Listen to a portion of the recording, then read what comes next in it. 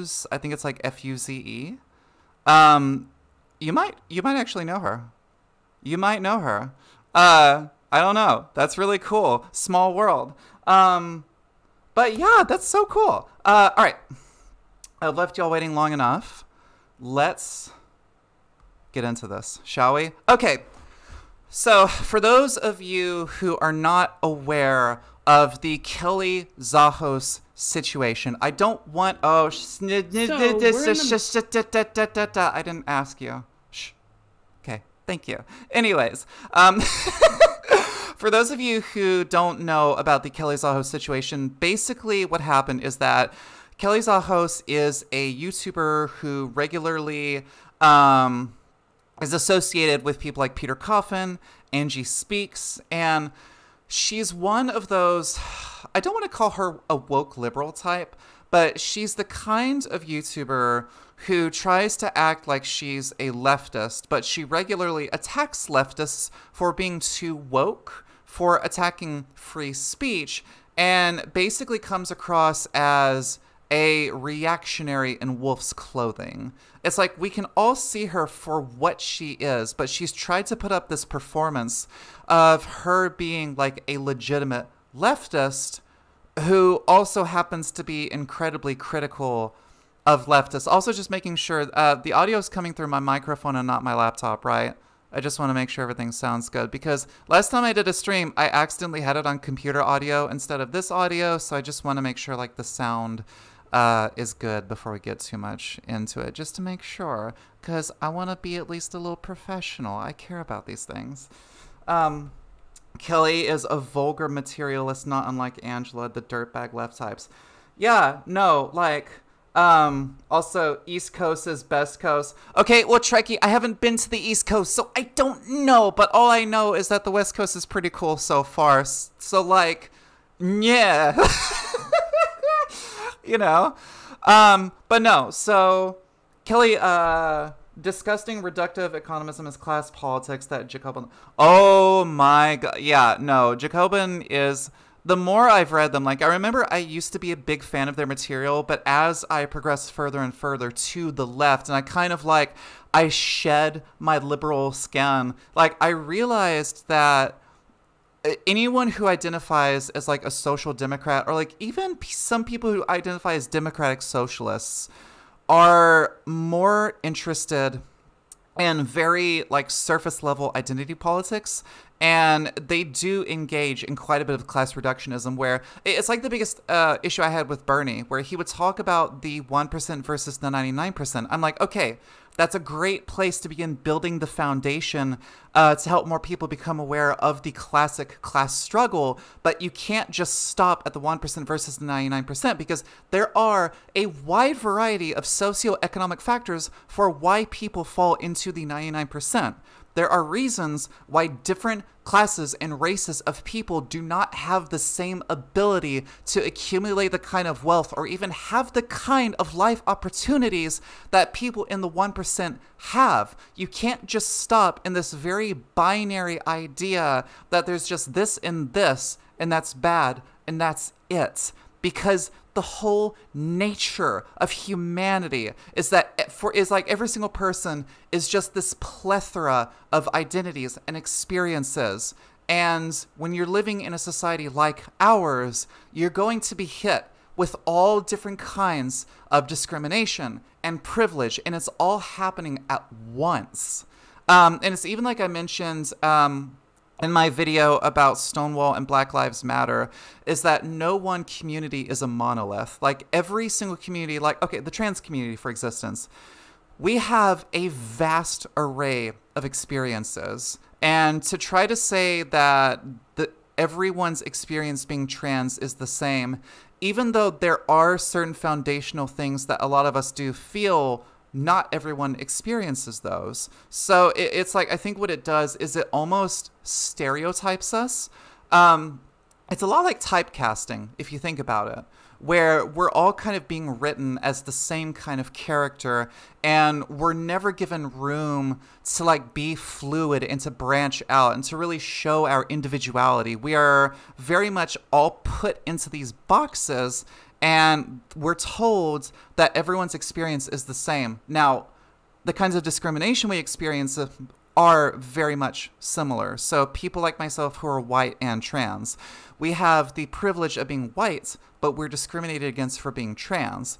But you have black trans people or other trans people of various minorities who experience more discrimination because they are both trans and they are a member of a marginalized community. So they now have those two intersecting forms of oppression hitting them at the same time. How a lot of us come to our understanding of being trans, a lot of us do share similar stories, but like it's not the same for everyone, even with that. So I think like even people like us, whenever it comes to discourse around the community, we do have to be careful that we don't unintentionally label like the trans experience as this one big monolithic thing. Because I'm also like, well, what about non-binary people? You know, the experience of being non-binary, from what I've discussed with friends who are non-binary, is very, very different than mine because I'm a binary trans woman. And we both understand what it is to be trans, but the way we experience being trans is different. I'm seeing a lot of things happening in the chat. Hang on. Holy shit, yeah, transness is so profoundly shaped by color and class lines. A fun fact that class reductionists ignore: you can't do material analysis without being intersectional. Exactly. How the fuck are you going to come to an actual understanding of material conditions if you completely leave out the fact that intersectionality affects every single aspect of everyone's life? You literally can't ignore that, because to ignore intersectionality is to ignore reality itself and the fact that when you are a certain color, you are a certain class, you are a certain identity, whatever it is, as soon as you're born, society ascribes a value upon you, and that is how they see you for the rest of your life. That's the society we live in, you know? And it drives me wild whenever people try to act like either that's not a thing or it doesn't play as big of a role as it does. Like, people on the right, like Ben Shapiro and PragerU. Even there is a video by Jordan Peterson called Debunking Intersectionality. I am going to react to that at some point because I haven't seen it, and I would love to see someone try to tell me how intersectionality is not a thing. I would be thoroughly entertained by that. They correctly identify liberal as misappropriation of identity politics, but then by extension throw out all so-called identity politics as liberal. There's no distinction between economic and so-called IPOL issues. Also, as non-binary can confirm, I experience transness way differently than binary trans or even different types of gender expression. Universal particular dialectic is fundamentally confused by these people. Yeah, no, it's also like, it comes down to just the words, where you can tell there's this fundamental misunderstanding of what the words themselves mean. And they're sitting here trying to have an argument that certain things don't exist. And I'm kind of sitting over here like, hey, hi, Alice here. So my daily life experience is exactly what you're saying doesn't exist. So I would love for you to tell me how it is that somehow my reality is not actually reality. Please go into detail. Society doesn't put any value on you when you're born. Racist nutjobs whose worldview, beliefs, and perspectives are all shaped by identity, politics, skin color, tribal group thing do. Well, no, that's still exactly it, though. Is the society that we live in. The fact that we have so many hierarchies of race, of identity, of class, of wealth, of whatever it is. Whenever you are born into this kind of society, you are given a certain value and a certain standing upon society based upon where it is you are deemed to fit within it. So in a way, that's true, that it's not necessarily the society itself, but those who have propagated it, those who run it.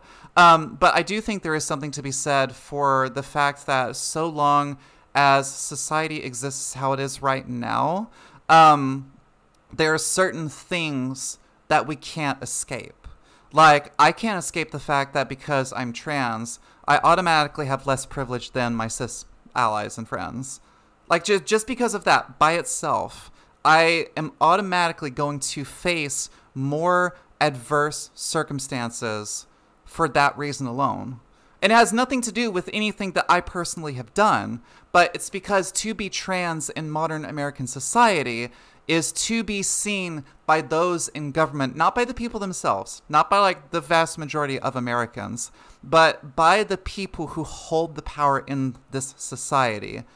They look at us and they see us as deserving of less for no other reason than we do not fit the model of traditional American values. We do not fit the model of heteronormativity. We're not cis. We've broken the binary and we have challenged the power that they've used to keep men in certain positions and women in certain positions. The very fact that I transitioned is a challenge to that. And because of that, they don't want that being challenged, so they're going to throw everything they have at me. And even more so for trans women of color. Like, I experience certain kinds of oppression, but even I will never understand what it's like for them. I'll never understand that because I'm white, you know? And I do have a certain amount of privilege because of that. There are existing socioeconomic reward punishment systems in place for perpetuating racist behaviors and adhering to them. Hierarchy exists and always will to assume that a black person is born inferior in the eyes of whites, for example. So I actually disagree because what it makes it sound like is that you're saying that acknowledging privilege is racist, which I'm very curious as to how you could defend that. Because to be racist is to not just see someone as lesser, but treat them as lesser. Acknowledging privilege is to acknowledge that certain people are discriminated against more because of their skin color. So that's not a racist sentiment. That's literally just acknowledging reality. Wait, how do you define racist? If you think that's racist, like I'm actually really curious right now how you come about that conclusion. Because whenever I talk about the fact that black trans women are being killed at a disproportionately high rate compared to trans women like myself, that's not racist. I'm just saying, hey, look at the numbers. The numbers very clearly show that trans women of color are being murdered a lot more than people like myself. Those are numbers. It is evidence. It is reality. That is data. And data does not have a bias unless it's being used by certain sources to project a very biased message. This is how sociology works. This is how data works, is if whenever we look at the base numbers of that, my sisters are out there being murdered. And it is not racist to acknowledge that. That's my family being gunned down in the streets. And the evidence shows that it's both because of their skin color and their identity. That's not racist, that's reality. You know? That's how it is. And it's very odd to me. It is a material fact of life within a racist society. Exactly. And America itself was built upon racism. To even to try, oh, sorry, I'm getting really worked up right now. But to deny that this country itself is a racist country. That is what we were founded on. That is the bedrock of American society, is racism, the othering of people who look different than us, the genocide of natives who had this land before us that we stole because we decided we wanted it and we were going to do whatever it took to claim it for ourselves, which, hello, that's thievery. We stole it. And then we took slaves from Africa. We formed the slave trade. We commodified human beings and we made a business out of it. That is the foundation of America. And it might have different forms nowadays. The way racism looks may be different nowadays, but it still exists. It is still present in every single corner of American society. It's there, and it's not going anywhere. And the sooner we acknowledge that, the better. Because I don't understand this thought of, if we look at hierarchies and we acknowledge that some people have more than others, that's a racist sentiment. It would be a racist sentiment if you looked at that hierarchy and you said that hierarchy was justified.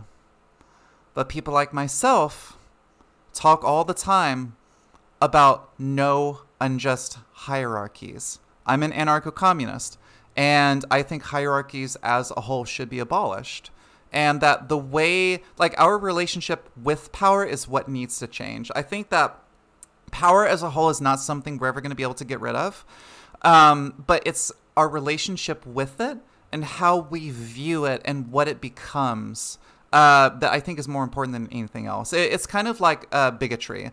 We're never going to be able to erase like bigotry, the hatred of the other completely from society. I think there is something innate within human nature that sort of gives certain people like a predilection towards that kind of behavior. But it's how we structure society. It's how we treat one another that I think makes the most difference, you know? And again, it's very utopian to think that we'll ever be at a point where racism as a whole will not exist. It's always going to be there in some form. But I think if we can just do what we can to make sure that we can more effectively fight it, that's for the best, you know? Just because you misconstrue the warp it to whatever you want doesn't mean my arguments. I'm not racist, I just agree with racist tropes like color blindness are things that help people. Yeah, no, so just so whoop, hang on. I'm trying to do this. Just so we can get on with the video. That person's now banned. Hooray! Chad's gone. I'm gonna drink coffee and then let's get into this. Okay. So, like I was saying before, for those of y'all who are not aware of Kelly Zahos, she's basically a lefty YouTuber who started to, little by little, appear more and more like a reactionary, but in sheep's clothing. She was very clearly coming from... she almost reminded me like if Ariel Scarcella actually acted like she was a leftist. This is what Kelly Zahos would be. It is essentially she's performing. She's playing a role, but that role does not fit who she actually is. So what happened is for like a day or two, she got on Twitter and she said that if you are transphobic, you shouldn't be fired for your beliefs. And I think to a certain extent, saying that someone shouldn't be fired merely because they hold certain beliefs, I do think there is some truth to that. However, as soon as we start saying that we need to accept or just exist around bigotry, that if someone says incredibly hateful things to us, that we should basically sit down and take it. Which, let it be known, I have so many problems with that kind of sentiment, especially. To say that I don't have a right to speak up for myself, and that if this person is... It's even like what happens with Twitter. If someone's breaking the terms of service, whenever they signed up to join this site, they should have read through and understood that certain behaviors and certain actions are not allowed under the TOS because this is a private company and they determine what is and isn't allowed. So this person goes on screaming that we're somehow violating their free speech, and it's like, well, you should have read the terms and conditions, you know? And I think if they are saying hateful things, if they are creating an incredibly unsafe environment, then by all means, those people should not be allowed around us. Because we already face all kinds of discrimination and violence in our everyday life. And I guarantee a good majority of us do not feel safe going out our front doors. I don't. Because even though Portland is a much more progressive part of the country than like Austin, where I moved from. The presence of white supremacy and bigotry is still incredibly strong. Maybe not within Portland proper, but in the outskirts and the cities beyond that lie the relatives of people who are descendants of the KKK, because Oregon was a KKK stronghold. This was where, I don't know if we had the highest number of white supremacists in the country at one point, but I do know, Melody, you might actually know more than me on that one. Yeah. The ideal socialist is not a trade union secretary, but a tribune of the oppressed, able to react to every manifestation of chauvinism and police violence, no matter what stratum or class of society it affects, to paint a general picture of exploitation and capitalism. Hang on. Whoa. Okay. Who's this? Hang on. Why? Oh my lord, we're being spammed right now. Stop! Where are the trolls coming from right now? Go away. Oh my god. Okay. I'm just making sure real quick that everyone's gone. I'm looking through the chats. Chat logic whenever this video, it's painfully. Is it really? Yeah. Portland is racist as fuck. I've lived here my whole life. It is not a progressive stronghold. Pacific Northwest has had a bit of a Nazi problem. Do they really like pine trees or something? I've kind of wondered about that. Although, where I grew up in East Texas, we had pine trees everywhere. And we didn't really have, like, out in the open white supremacists. Like, they were definitely there, but it's like they were more... I think it was so normalized that it never really stood out. But, like, now that I'm here, I'm not used to seeing them... like so open about their racism. It is surprising. Like even in Austin, like I never saw like patrols of people from like Patriot Prayer or the Proud Boys, groups like that. I never saw that there. And I think it just goes to show that just because a city seems to be more progressive doesn't actually mean it is. Because, y'all, if y'all aren't in Portland, if y'all have never been here, this city is white as fuck. It is so white. There's so many white people. There are more white people here than there were in Austin. And that kind of surprises me, you know? But again, it's just because of our history. The fact that black people were not allowed to legally live in the state until about 50, 60 years ago.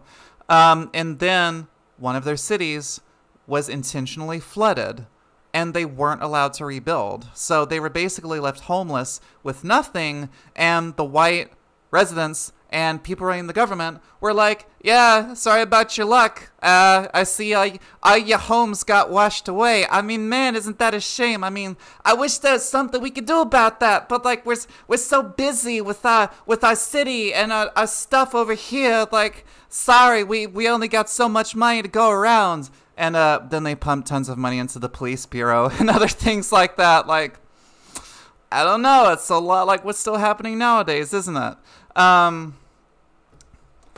See, it's more white than Texas because of all the descendants of slaves in Texas. Yeah, exactly. Yeah, 90% white. This, yeah. Okay.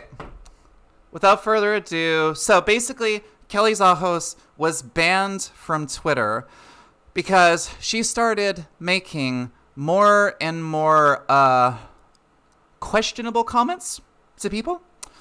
She was attacking people. She was making not so subtly transphobic comments and was basically digging her heels in and saying that bigots have more of a right to protection than we do. I don't care who you are. If you consider yourself any kind of leftist and you're sitting there making statements like that, we have every reason to question what you're saying because that is not something that any kind of lefty type would say. And that's not even purity testing. That's not saying like specific people have to say something. Those kind of ideas are completely antithetical, or at least should be, to people like ourselves. Now, what happened after she was banned was she returned to Twitter and she returned to YouTube. And from what I've heard about this video, she makes some small comments about things that happen on Twitter. And I was directly involved with some conversations with her and other Twitter users. So if she had directly called me out, I would have heard about it by now. But I'm really curious to see what exactly it is she tries to say, because the title itself is "The Left Called My Manager," as in, we are Karens because we pointed out that she was saying shitty things. And apparently, to point out shitty things is to be a Karen. I'm sorry, last time I checked, that wasn't how this actually worked. But regardless, I say, let's dive in. Supposedly, this video is boring as hell. Probably. Let's see how far we can get. Also, if the audio levels are good, y'all let me know. I think I've got everything pretty much synced up, but we'll see. So, we're in the middle of a global health pandemic that's just accelerating the perpetual global economic pandemic of late capitalism. There's Airbnb warlords and Chaz, but yet the left found the time to call my manager for having the opinion that we shouldn't call people's managers for having opinions. Considering our current situation... There's a difference between opinions and bigotry, though. Where... Oh!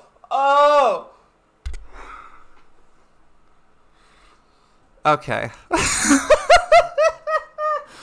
So, honey, we had this conversation. We had this conversation right before you got banned. We're not coming after you because you have an opinion. Just having an opinion by itself is not bad. That's not what anyone's attacking you for. Okay? Listen.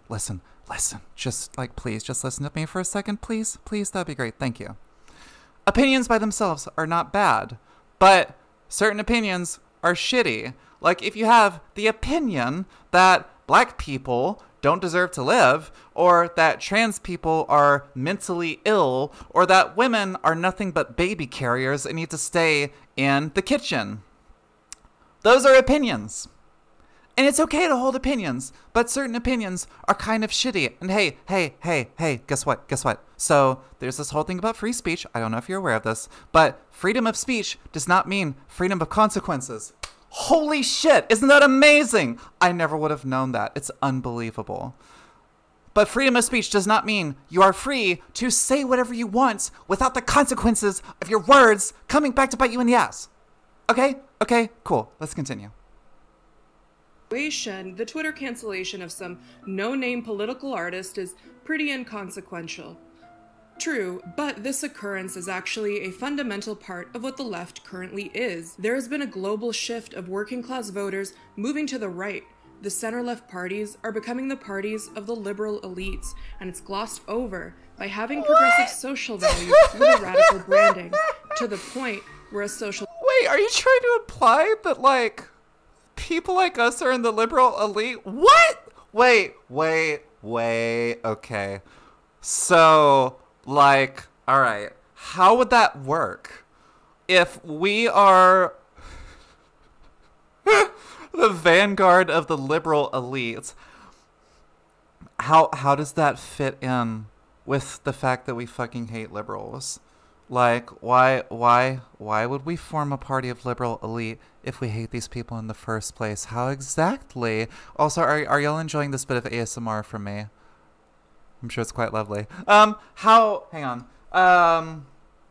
Criticism of the glorious Soviet Union or misgendering of the Politburo chairperson is a capital offense. To the gulag with you. In Mother Russia, you do not get thrown into gulag. Gulag get thrown into you. So opinions matter, though, because they have very real consequences for political organizing. Abstract defenses of free speech don't work. I'm 100% down for repressing the free speech of fascists. She's superficially correct about that when she says the center-left parties are the parties of the political elite, but then she accuses us of being a part of that, which is disgusting. Yeah, no, that's actually really true. And I'm actually, so I do agree with, I'm 100% down for repressing the free speech of fascists. Um, so the thing with having opinions is that only extends so far. Having an opinion by itself, again, is not a bad thing. But whenever you start expressing things like you think that certain classes of people deserve extermination, or that, say, Jews. So you think that just because someone is Jewish, that they are somehow running a conspiracy theory in which they control the world, even though they are a horrifically marginalized class of people and don't have, in most cases, the same kind of power that the white cishet elite have. Like, it's kind of hard for you to say that and then turn around and say I'm not racist or anti-Semitic, because that's all that ideology is. And I think one thing about fascism is that it's very seductive. A lot of people who don't know certain dog whistles can fall very easily into the idea that there's this threat, that there's this force in society that is seeking to change the definitions of certain things. They're seeking to change the power structure in a way that would endanger the white majority. Even though that's not true, whenever fascists want to take hold of people, most of the time it's not going to be overt. They're not just going to jump in and be like, hello, peoples, fascist here. Have you heard about the great grand Jewish conspiracy? Let me tell you a little bit about it. Y'all are going to love it. They're not going to do that. Unless they're trying to communicate with like other white supremacist types, like they're not just going to come out and say things like that. Which is one reason why it's so sinister. Is so whenever I was in college, and I was like 22, 23 years old, I came really, really close to being pulled into the alt-right rabbit hole, because where it started for me was with the anti-SJW trend. So people like The Quartering, Gamers and Geeks, I followed channels like that, and I wasn't really thinking about what they were saying, but at the time, like this was pre-transition, I didn't really have a community. I didn't really understand myself. I didn't have anything that felt important to me. It's like I was just kind of drifting loosely, and there was nothing to really ground me. So there was something kind of appealing about having this community of people who were all really passionate about this thing, even though at the time I didn't understand how incredibly harmful that thing was. And I was pulled very close to what I see as like the event horizon of the alt-right black hole. I was right there, and I was finally able to like snap out of it and be like, whoa, wait a minute. Like, I started listening to things that Milo Yiannopoulos was saying. I listened to things that Armored Skeptic was saying. And I was like, okay, hang on, wait a minute. And like, I started noticing a few things here and there, and I'm like, that's kind of sexist what you're saying, or like that's kind of transphobic. And then I went more and more, and I was like, wait a minute, this sounds like something a white supremacist would say if they don't want to immediately give away that they're a white supremacist. And it was almost successful with me. And like, I like to think that I'm someone who cares a lot about human rights, who cares about everyone having equal treatment, and us living in a society where hierarchies as we know them have been collapsed, and the way we experience discrimination is not really a thing anymore. Like the way it happens now. I was right there on the edge. And it's scary because it shows that things like that can come in a lot of forms, including people like Kelly. And it works. And that's what's so incredibly frightening about it. Is what she's doing is she could, in a way, begin leading certain people away from the left. Those who are in a very vulnerable place mentally. They don't fully understand the ins and outs of both like leftism, conservatism, reactionary thinking. And so they grab on to these things she's saying that are, they're intentionally treated as if it's like shock value. And they gravitate towards that, you know? It's like whenever headlines that are intentionally shocking are read more than traditional headlines, it grabs your attention. And that's what they need. They grab your attention, they pull you in, and that's it. Also, I have missed so many comments. Fascists will use superficially left critiques of class to draw in who they can't draw in with overt chauvinism and racism. These two ideologically are interlinked, but they are adept at reading their target audience and figuring out how to best motivate them. But that's racism. They lean into that. If it's class, they lean into that. But they are both part of the greater whole of fascistic ideology as an archetype. And so on and so on. Do you need me to be here as a mod, or can I lurk and play video games? That's up to you, Trekkie. But like, I have noticed that I seem to be a target for chuds today, like even more than usual. But yeah, so basically, fascism is not always overt. I would argue that the vast majority of the time, it's intentionally camouflaged in other kinds of rhetoric as a way to draw people in. Because it did almost happen to me, which is why people like Kelly are especially dangerous, because I do fully believe she's very, very much a reactionary, without a doubt in my mind. I don't think she actually cares about trans rights, given how she's talked about us. She does come across a lot as like this Ariel Scarcella Blair White type. She's not quite as extreme as Blair White, at least yet, but there are enough like commonalities in what they're saying that it kind of, you know, seems pretty obvious. But let's continue. Look at that. We're 45 seconds into this, and already I've gone on this much. Oh, God. We're not going to watch this whole video, but I want to get through as much as I can. So let's continue. Democrat, given a few years, will be much more probable on the right than on the left. I tweeted this.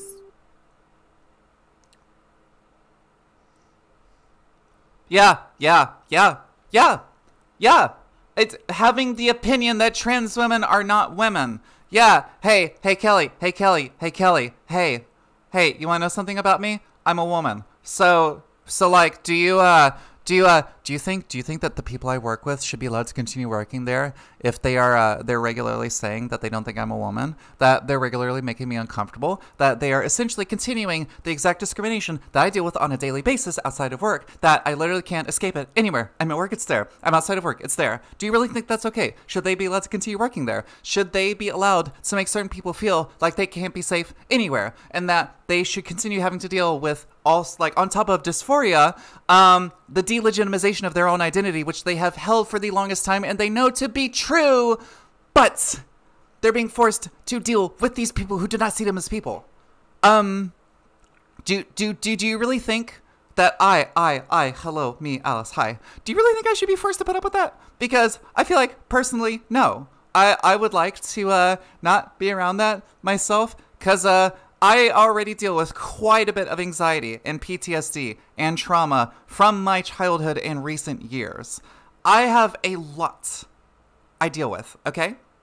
And I would like to not have to go into work and have certain things triggered by people who do not see me as what I am. So how is it that we are not building leftist power by fighting bigotry wherever we see it? Because in my mind, that is exactly one way we begin the process of building power and unifying, is we fight fascism wherever it arises, and we fight bigotry wherever it arises. And if there are people in a workplace, specifically, as you say here, working class cisgender women who do not think trans women are women, you know what that sounds like? It sounds like you're describing TERFs. Because from what I've seen, a good chunk of TERFs tend to be working class white cis women. So is this a way for you to say that I should have to coexist with gender critical people who think that I am nothing more than a man in a dress and a predator and a mentally ill person and someone whose very existence places a stain upon society. You genuinely think that these people should just be allowed to go about their day with no repercussions whatsoever for that? I can't accept that because, yes, it might be an opinion, but it's an opinion that forms the foundation of an incredibly poisonous ideology that is rooted in both their belief system and conservatism and evangelism. It's all there. And it's in every single corner of this society. It's not just an opinion. It is a judgment value that they have placed upon us because they think that just because we identify differently, that we self-determined our identity, and we proved that the whole idea that sex and gender are the same is complete horseshit. The fact that we challenged the binary itself by coming out and saying, hey, this whole idea that these people with these kind of genitals have to act one way and that these kind of people with this other kind of genitals have to act another way, I have proved myself that that is false just by embracing myself and coming out. And I think that opinion is not something that should be respected, period. I don't respect racism. I don't respect transphobia. I do not respect bigotry. I don't respect people who look at me and act as if I don't deserve even like life itself just because I'm different. Why should I respect that?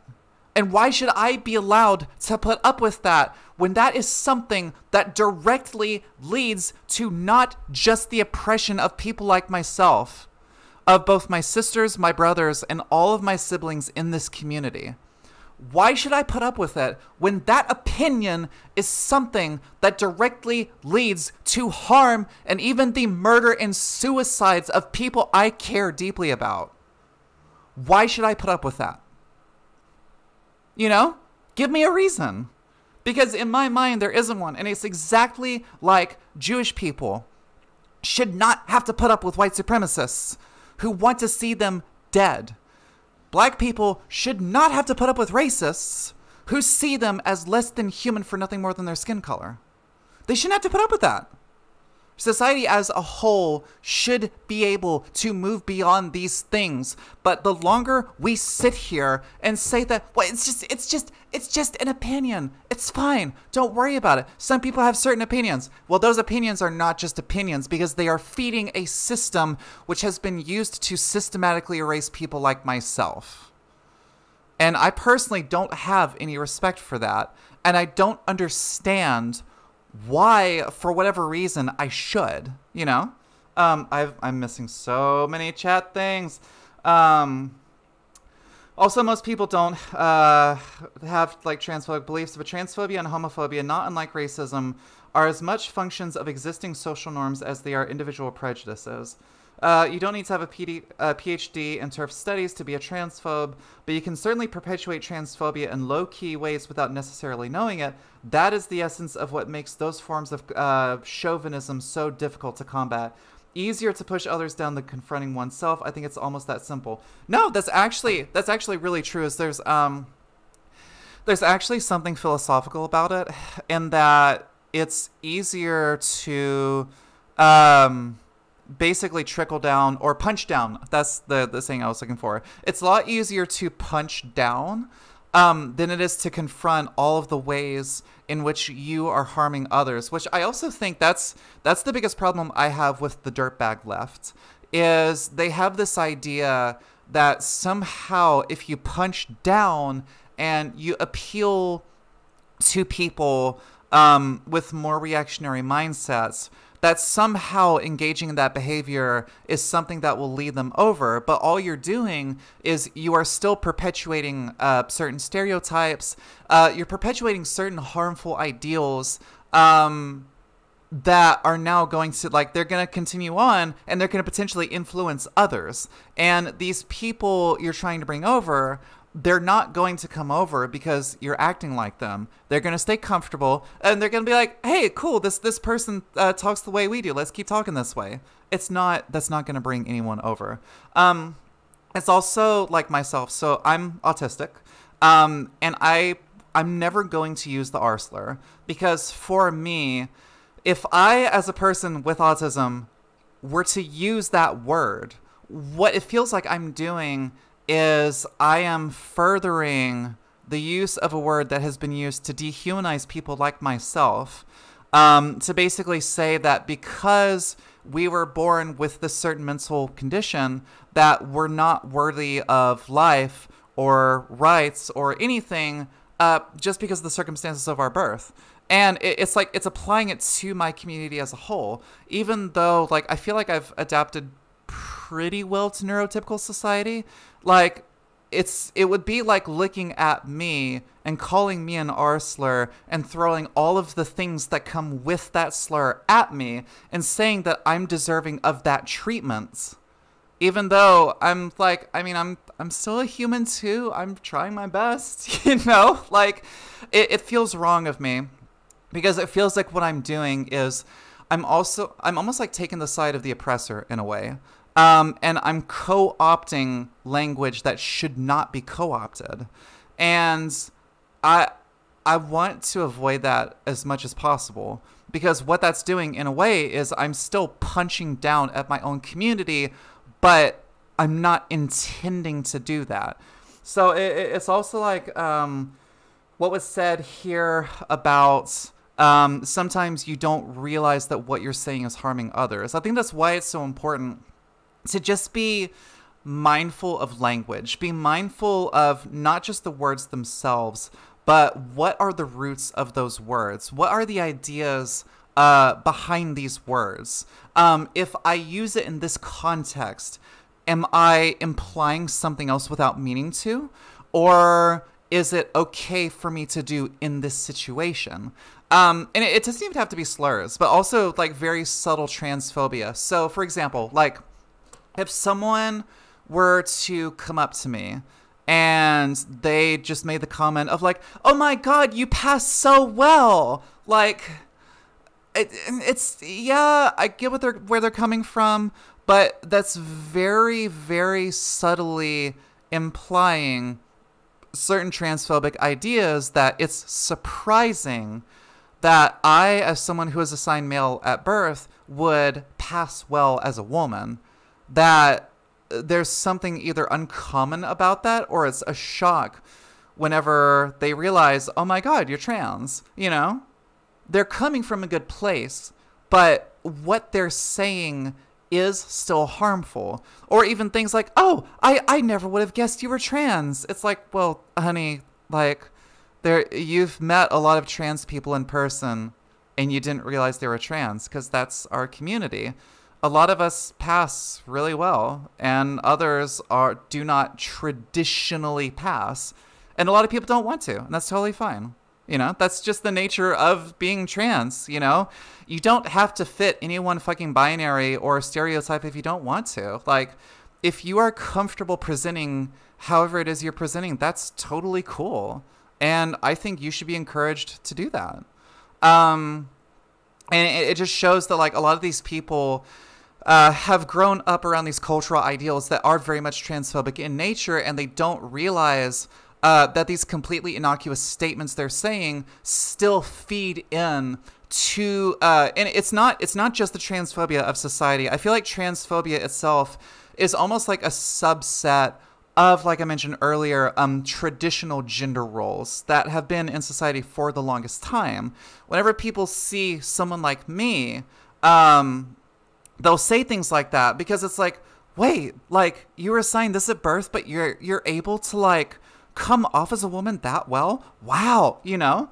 Because I've challenged traditional gender roles that well, it's surprising to them because that's not something they thought was possible. So again, it's not something that by itself is an inherently harmful thing because they're not coming from a place of negativity or hatred whenever they say that. But the words themselves are very much rooted in transphobia. My Lord, I'm missing so much right now.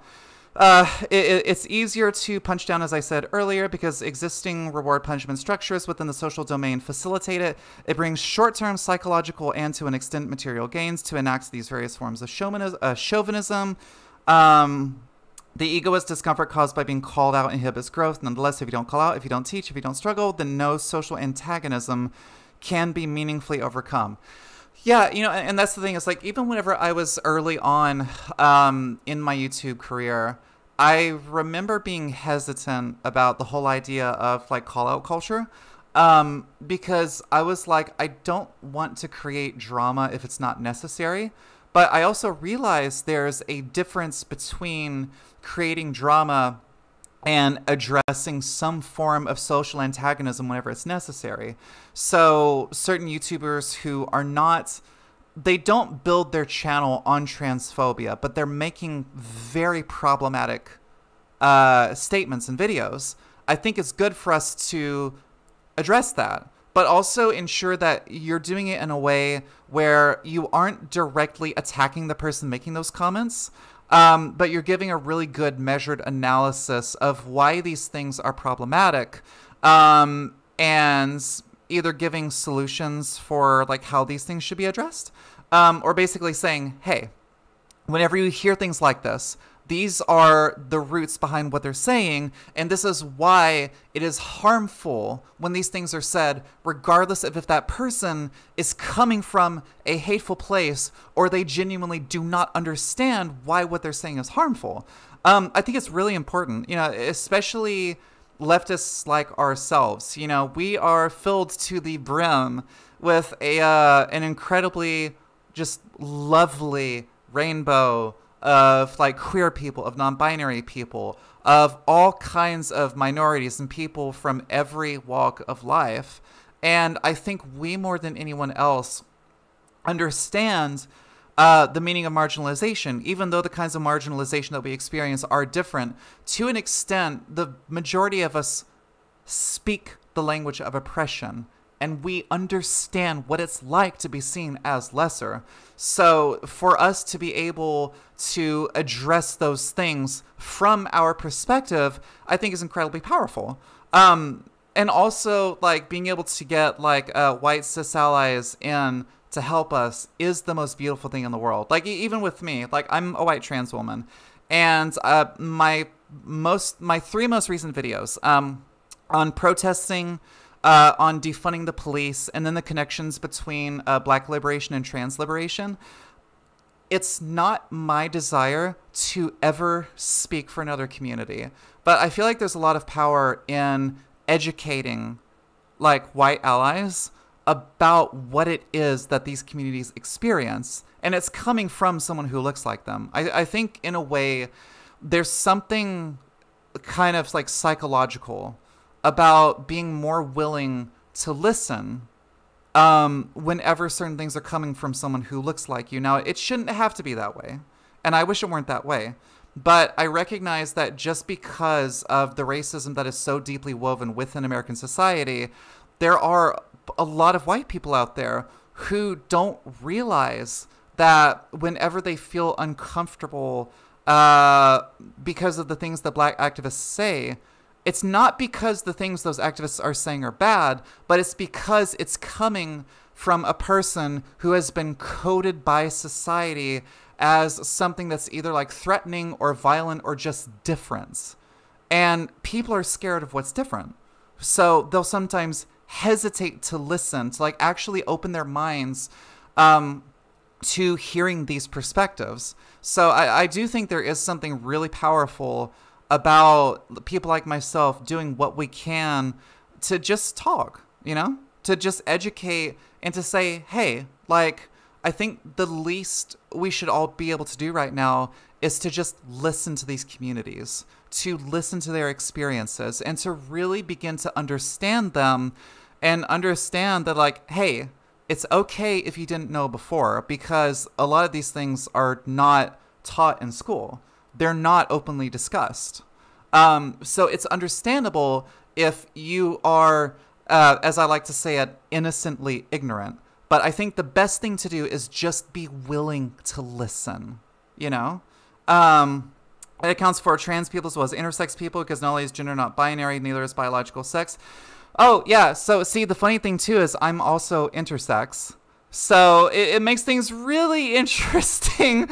Like, I mean, intersex, kind of sort of binary trans woman. I don't fully identify as binary, but I also don't identify as non-binary. I'm like between binary and non-binary. I think it's something called like gender flex. It's like what works best for me. But yeah, it's like I'm, ultimately we want comrades, not allies. We don't want nice white people to put up Black Lives Matter bumper stickers. We want them to be accomplices to the overthrow of the existing order. An ally is someone who smiles and sings along but doesn't know what the words mean. That's my hot take. So yeah, it's almost like, would you agree that in a way, an ally is the same thing as the woke neoliberal type who does things that make them feel good, but gets uncomfortable when they actually have to deal with all the ways in which they have perpetuated systems of discrimination against others? I feel like that's a fair comparison. Nature can be described as continuous distribution in almost all aspects, so I'm not surprised gender, sexuality, etc. is also non-binary. By the way, do you mind me asking questions of terms I don't know, or would you prefer I search? If you want to ask in the chat about certain terms, I'm more than happy to answer. I'll go back and forth between that and the video. We've already been doing this particular one for an hour, so I think what I'll do is, just because I don't have the patience or stamina to be able to put up with a lot of her, we'll go like a few more minutes in, but I think after that we will we'll stop. But we're gonna go ahead and continue. And what followed was thousands of liberal leftists aligned with or part of the trans activist base. Wait. Did you just say liberal leftists? Wait. Words don't mean anything anymore, y'all. What? Wait. Oh, God. Okay. Oh.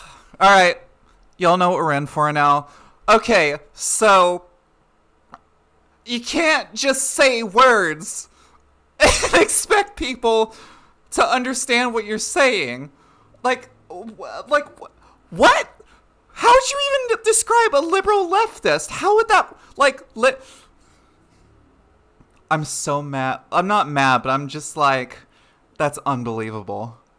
See, remember when I said she comes off as a reactionary? How many times have y'all heard people on the right making comments like that, where they're like, see, what we have to do is we have to stop the incoming force of the Marxist communists, authoritarians who want to take over society. Their cultural Marxism and their Maoism and their Stalinism, all they want to do is burn this country to the ground. Those darn liberal communists. And you're over here like, you're just saying things right now, aren't you? You don't actually understand anything that's coming out of your mouth right now. You're basically like, it's how reactionary thinking works on the right is, so like take Geeks and Gamers, for example.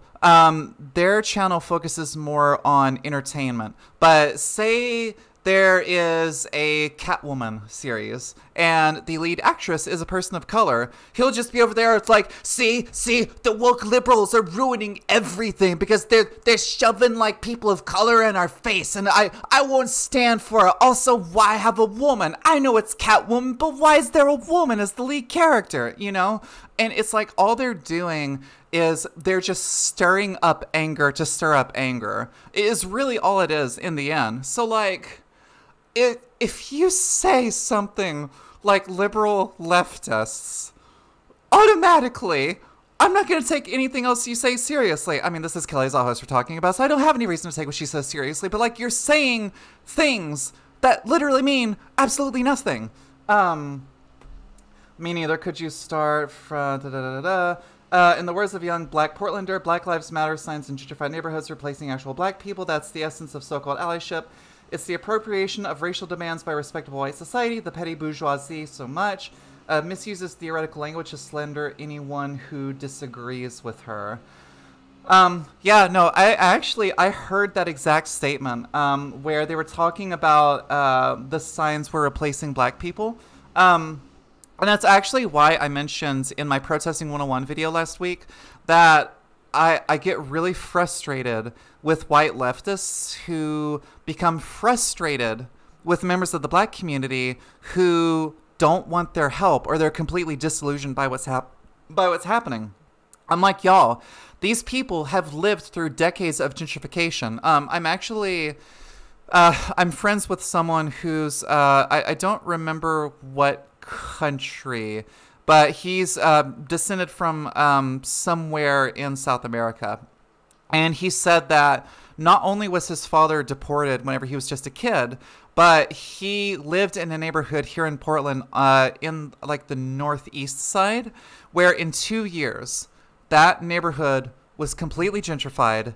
Everyone like him was chased out. Their rent went up from like, I think he said for one person it was like 500 to like 1,800 in 2 years. And they bulldozed all those homes and replaced them with apartments full of like hipster white kids.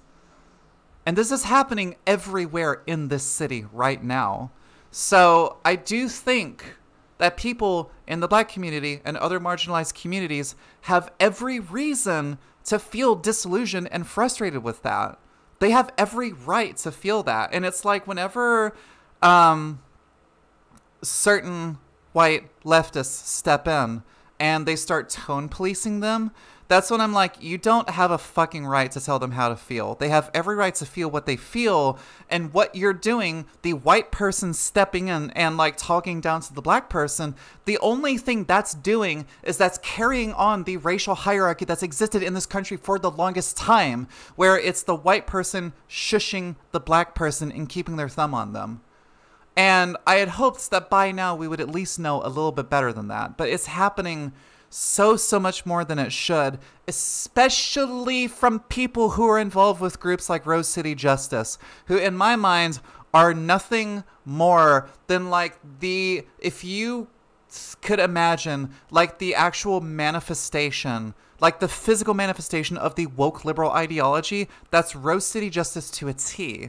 And it's ridiculous that they've been engaging in a lot of this behavior where it's more about clout, it's more about gaining popularity, and it's more about trying to erase truly radical voices, and trying to step in and be like, yo, listen. We should totally like dance it out, have like a cookout, be nice to each other, do what the police say. Like that's what protesting is all about. Why can't everyone just get along? And that by itself is what kills these protests on the spot. Because you cannot combat hateful people with love. You cannot dismantle a system of hatred with pacifism. You can't. Period. Like, the idea that somehow being the white moderate that MLK talked about is like the solution to systematic racism and discrimination. It's not. And the only thing it does is it slows us down and it distracts us from what we should actually be focusing on. So it's like, it's really frustrating to see things like that still persisting like they are. She's pretty well read, which allows her to sound like she knows what she's talking about. I don't trust Rose City Justice one fucking bit. Yep. Fetishization of nonviolence is the only viable protest tactic. It's gross. The hierarchy concept is older than the concept of trees. Yeah, absolutely. So I agree completely about PPRB and then Rose City Justice. Like, in my mind, they are nothing more than enemies to progress, because in a lot of ways what they're doing, so to kind of bring this full circle, what they're doing is they're kind of following in like Kelly Zahos' footsteps, where they come across as people who are well studied, they speak well, they sound like they're well-meaning, and the way they talk does not come off in a way that seems distrustful if you're not aware of these issues. If you were to just go in blank slate and listen to one of the speakers of Rose City Justice, it wouldn't immediately come off as problematic. Now, Kelly over here, I think, is a bit more obvious in like how problematic she is. But I think in a lot of ways, it's one of those things where even like tying it back to even fascism, people can easily get roped into these things and pacified, where they are convinced that being violence, that being a part of a non-violent protest is bad. It makes me think of what I heard one protester say, where they said, we're not a peaceful protest, we're a non-violent protest. And I think that's an incredibly important distinction to make, because it's not that you're being violent for the sake of violence, but what you're doing is you aren't being quiet and you aren't being nice. Which, again, we need to define exactly what it is we're saying when we're having these discussions. But to be non-violent is to be very direct when you're speaking to those in the oppressor class. Whenever you are confronting police, when you're confronting systems of discrimination, you are very forward, you are very blunt, and you're very firm with your thoughts on it. And you're willing to come out and make a show of physical force whenever you feel you're not being listened to. That's not being peaceful, but that's not a quote-unquote violent protest. And it's an example that I think more people should follow. Like Kelly here, she's very much distracting people from the issues we should actually be talking about, and she's pulling them into very possibly problematic ways of thinking. The language of nonviolence is nonsense, system is violent, counterviolence is against consequence. In short, nonviolence capitulates to the state. Yeah, I still... I struggle with the concept of when violence is necessary. I think it's also, I'm such a naturally, like, humanistic, loving person that it's difficult for me to acknowledge sometimes whenever forms of violence are necessary. Now, obviously, being an anarchist in some form, yeah, there's going to come to a point where you don't really have any other choice, you know? But I think just, like, my nature, perhaps to a fault, sometimes leads me to wanting to work with others than acknowledging that there are certain people who shouldn't be worked with. And I am working on that, but it's also just, that's kind of where I am in like my own personal political journey, and even personal journey, you know, that it's hard, the idea of needing to use certain kinds of force because it's literally the only choice we have left. And I do think that especially, so like the oncoming wave of foreclosures, of evictions, of people being on the streets, we're about to see a crisis unlike anything we've ever seen. And what I hope happens is that we see thousands upon thousands of newly angry people on the streets protesting and making their voices known in whatever way they feel necessary. I think should happen. Absolutely.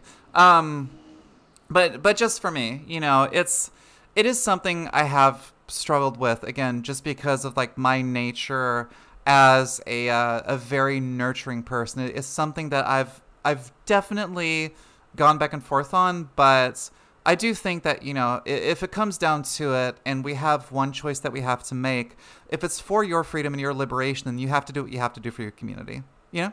Absolutely.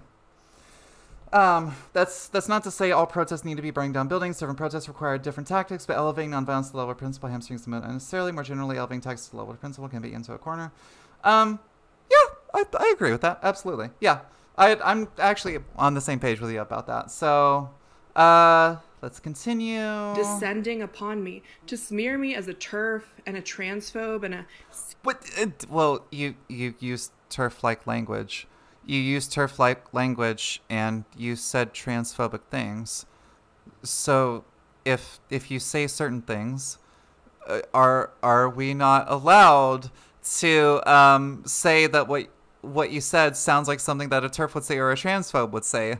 I'm sorry. Is it like, did you think that you could make that big of a fuss online and we wouldn't say anything? Hello, Kelly. Have you heard of social media? Do you know how this works?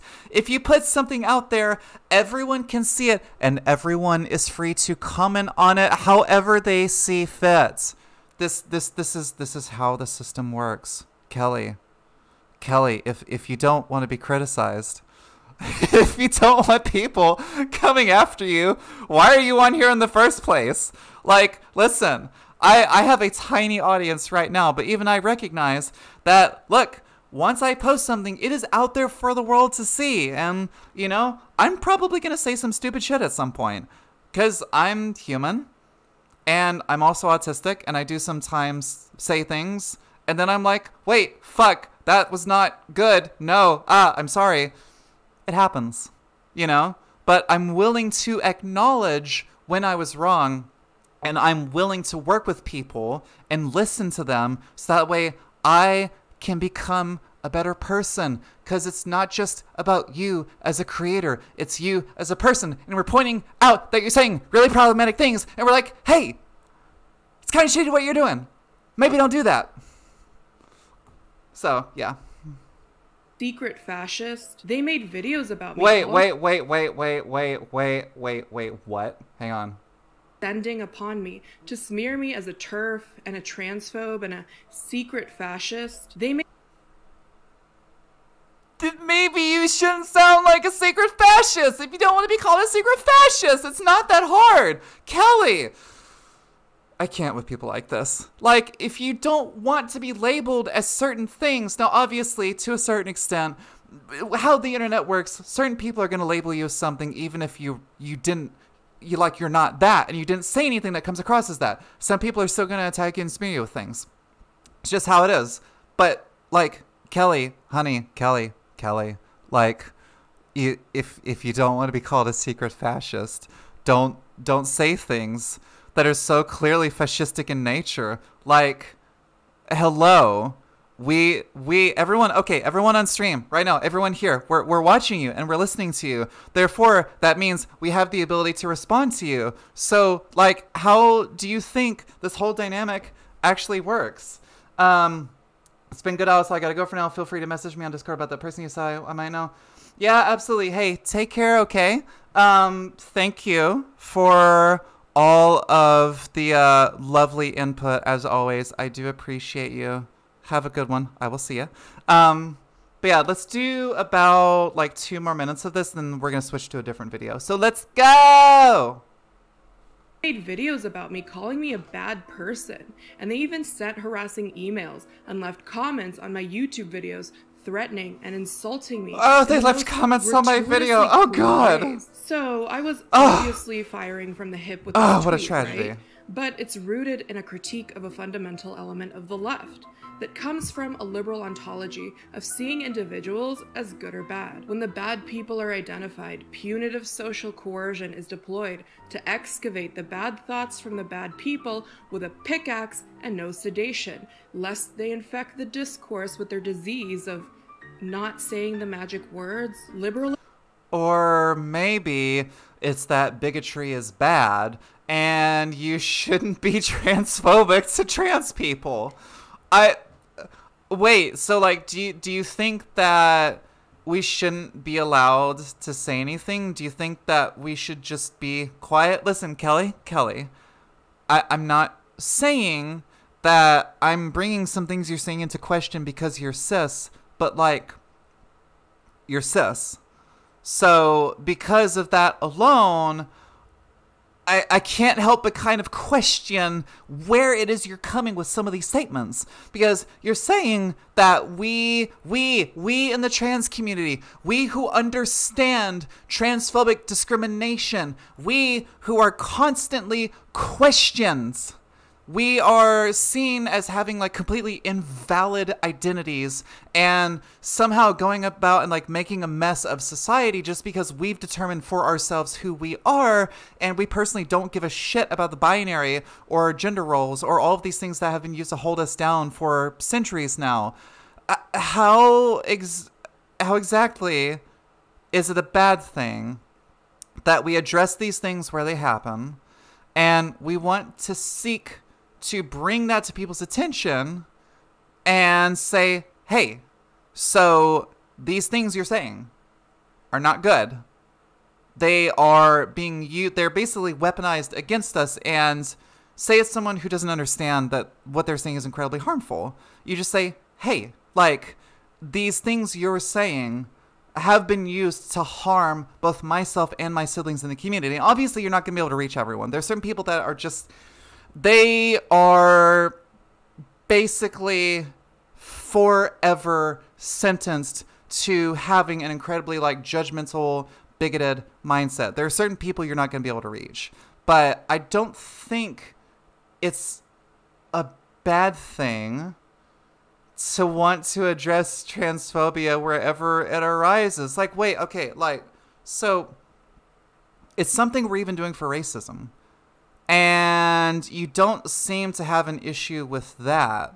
So why is it that there are certain classes you seem to be totally fine with, and you seem to support the, basically working towards the eradication of, you know, racism within society? Why is it that you don't say anything about them, but you seem to have an issue with us saying, hey, don't be transphobic?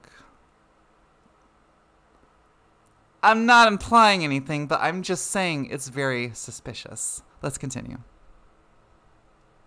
Capitalism is hegemonic, and social justice is deployed as a set of disciplinary discourses to deal with the non-believers, especially during a crisis of faith.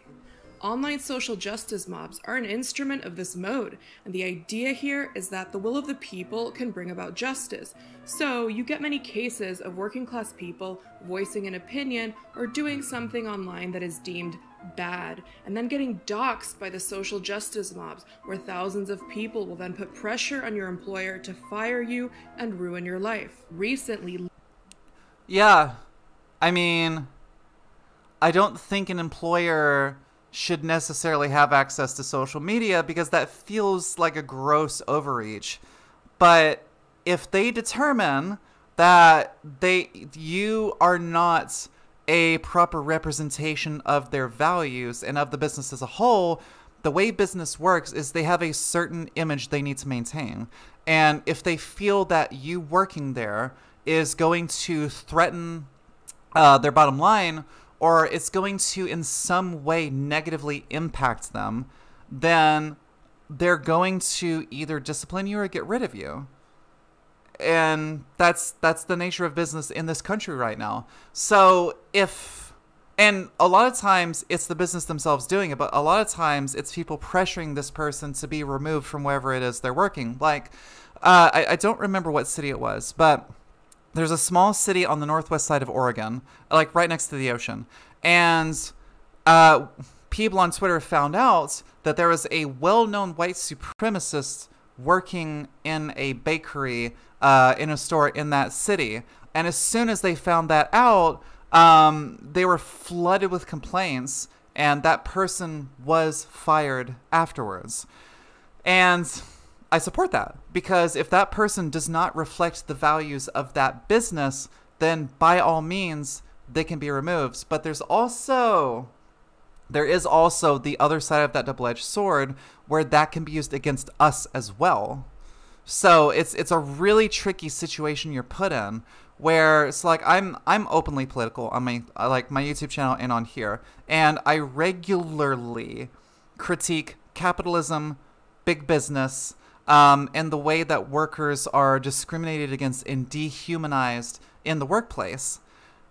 If the company I work for decided that, even though I've never once criticized them directly, I've never named them, they decide that because I'm saying things that seem antithetical to how they want their business to be seen, there's the chance that they could come after me. And I don't know that for sure, you know? I know there are other YouTubers who have worked in this business, and they were fine. But it's also like there's always this kind of sense of danger of, I don't know if they'll like address that or not.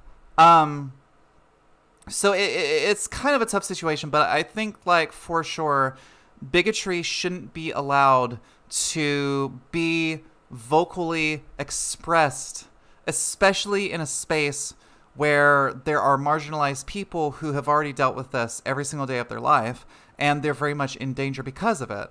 I don't see how that's a problem.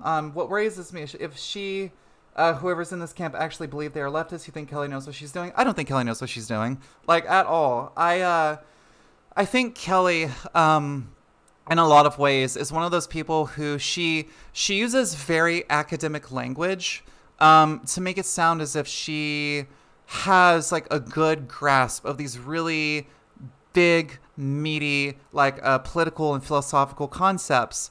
But all she's really doing is she's masking other things with very flowery language. So we all know Jordan Peterson, right? We know how it is that he speaks. Half the time, I have no idea what he's saying, honestly. Like, he'll be going on for 20 minutes, and I'm just sitting here like, I'm hearing the words you're saying, but I don't actually understand what it is you're trying to say. Do you even understand what it is you're trying to say? Or are you just saying words and hoping that, like, something sticks? She definitely gives me this impression sometimes. I think in some ways she understands some of what it is she's doing, but the way she's going about it is like really shitty. Let's continue. Li Fang, a journalist that I really respect, went around and did these street interviews about the protests. And he posted one with a black man who was criticizing activists who only care about black lives when they're taken by a white person, but they don't care about all of the black on black crime. Mind you, these were not Li Fang's words, he just shared this clip, and he was viciously slandered as a racist by a colleague who is a woman of color who went to one of the most prestigious colleges in the country, and the entire media world agreed with her that Li Fang, who's done some of the best progressive left journalism in the country, is somehow a racist. So, is the will of the people... Well, okay, the thing is, though, is whenever you are talking about black on black crime, if you're bringing that up as a way to distract from violence of, say, police against black people, and you're trying to say something of like, oh, well, look over here, look at the issue of black on black crime, that's a big problem too. We're like, well, yeah, okay, but like, maybe we should look at all of the systemic forces that have led to that community being in the shape it's in. Maybe we should see it not as it's just that people of a certain race are more violent than others. Maybe we should instead see it as there is a hierarchy of race in this country in which certain people are not allowed to have the same privilege as the ethnic majority, which happens to be white people in this country. And black people are kept in poverty. They are kept away from good education. They are disproportionately incarcerated for things that would maybe get white people a slap on the wrist, and it leads them to essentially being forced into a lot of things for their own survival, where it's not that they're doing this to do the thing, but it's because of how society is right now, is that some people are forced to take desperate measures for their own survival. And I do think you have to be careful when you're talking about these things, that you're aware of how your words are coming across, especially whenever it comes to race-related issues, that you aren't unintentionally painting this narrative of there being either some sort of like element of race realism, or you're not like reinforcing the hierarchy of race. I do think like that's important, you know? You need to be very aware. Like that's why with my recent videos, I've tried to be really careful about how I talk about issues facing the Black community, because I'm like, I'm white, and this is a very touchy thing for us to talk about, and I want to be as respectful as I can, and also the best possible accomplice I can be to their quest for liberation. You know, I don't want to do anything that would unintentionally hold them back, because that's not the person I want to be at all. So I do think some amount of mindfulness is good. But I think, like, I would need to know more about that specific article. I would need to know the background of that person, and I would need to know why it is that he was being attacked. Because it could be that because a lot of people saw what he was saying as, it was he, right? I think it was a he. They see this writer saying things that are very much like unintentionally racist in nature. I think it's good to like attack that. Now, whenever people start getting a bit too into it and they're like doxing this person and sending death threats, things like that, that's when I'm just like, okay, all right, like it was good to call him out, but like calm down, please don't do that. Like with ContraPoints, whenever the whole drama around her and Buck Angel went down, I don't care for Natalie. And I do think it was a mistake to have Buck in her video, especially given the fact that he has connections to white supremacism and regularly bullies trans kids. Like, yeah, that's fucking awful. But the fact that, like, they were sending her just, like, constant death threats and going to people like Lindsay Ellis, PhilosophyTube, and others, and, like, saying, you have to disavow this person, otherwise, otherwise, like, you will be excommunicated as well. Like, they're going after all of these people associated with this one person, and they're like, yeah, so we're sending this person death threats, and if you don't distance yourself from them, we'll do the same to you. Yay, activism! That's not good. You know, I think there's a certain line you have to draw whenever it comes to directly addressing these people and what they're doing. And just personally, I think some of that's maybe a little too far, but also that's just me as a person. So, you know, whatever. It's fine. To be honest, if you dox, you're just a wannabe script. We know more talk discussion. Let people do an error or two with words. Yeah, no, actually, that's absolutely it. Yeah, so I fully believe in the idea of rehabilitation. And I think that if someone recognizes the error of their words, they recognize that what they've done has unintentionally harmed someone or a community, they recognize that and they're willing to apologize and work with us, I am more than happy to work with them, honestly, you know? Because, like, you can tell when someone's coming from a genuine place whenever they were either misinformed or they've pulled themselves out of, like, the alt-right rabbit hole, or people who escaped the cult of gender criticals. I am more than happy to have discussions with these people and say, hey, listen, you disavowed that and you're willing to move beyond that. I'm not going to hold that against you anymore, because I know that you yourself are ashamed of that. You're aware of the pain you caused and you want to rectify that. You want to be better. I think it's incredibly, incredibly important that we be willing to do that, you know? It reminds me of something a friend told me last year, where they basically said that they think that if your beliefs are shitty, you're shitty, and that there's no separation between those.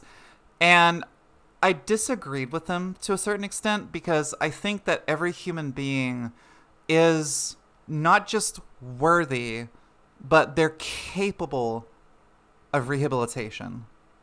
And I think we should give certain people a chance to be better. Now, if they're like Nazi or fasci types, and it's very clear that they are just absolutely hateful, awful people, and they maybe want to see people like myself dead, I don't want to work with them, because it's very clear that those people are not going to change unless it's of their own volition. I'm not going to sit here and try to talk to Nazis or people like that and de-radicalize them myself. For me personally, my own activism, I don't I really think that's a waste of my time and my energy. But what I would rather do is be willing to talk with people who are trying to understand us more, and they're trying to leave these hateful ideals behind, or even if it's something small, like they make a mistake. Like, we should be willing to work with them and say, hey, listen, like, you're human. It's okay. It happens. Everyone makes mistakes. And that's okay. But the important thing to do is recognize what you said or did, recognize the harm that was done, and be willing to acknowledge that and then move forward from there. Like, even with me, if something ever happens where I unintentionally say something really harmful, good chance it's going to happen at some point because, again, I'm human too. But I want people to bring that to my attention whenever I do that, because I want to be the best possible voice and educator and accomplice that I can be, because I care so deeply about humanity, about my people. Like, all people are my people.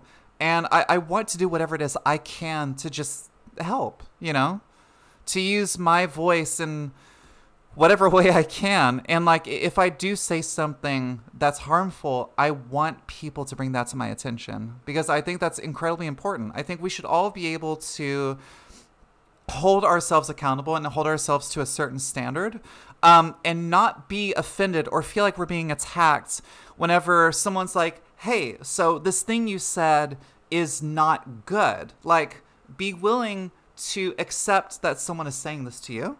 Be willing to accept that as criticism, and then be able to look inward at yourself and understand why it is that people are saying that to you. Because most of the time, there's going to be a good reason. And I think it's good for us to be open to that. And also be open to acknowledging that in others, you know? Because, like, we're in this together, y'all. And I think as long as we're doing what we can to help each other be the best we can be, like, that's a really powerful and beautiful thing. And I'm more than happy to chat with these people. I really am. To be honest, I think intent will be visible fast. Yeah. Also, hello, Comrade Spartan. Welcome to the party. I'm going to go through about maybe another minute of this video. Then we're going to stop with this one and we're going to switch to the second one. So let's continue the fun times. Really accurately reflected through websites designed to incentivize you to behave punitively, I think that should be an obvious no. Some people have the idea that my tweet was a critique of PC culture, but it's much deeper than just etiquette. Making it solely about etiquette carries with it the implication that the working class is largely reactionary, and so you have to drape yourself in an American flag and say slurs to win them over. In my last video debating a liberal, I talked about aspiring to higher values versus just trying to maximize the immediate gratification, individualist values of liberalism, and making room for a conservative or independent left. But that doesn't mean that I'm trying to convince liberal leftists to adopt socially conservative. Whoa.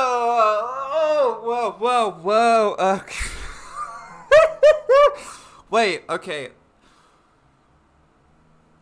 So that was a lot.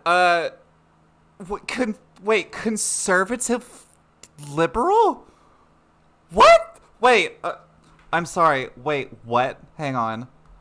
Over. In my last video debating a liberal, I talked about aspiring to higher values versus just trying to maximize the immediate gratification, individualist values of liberalism, and making room for a conservative or independent left.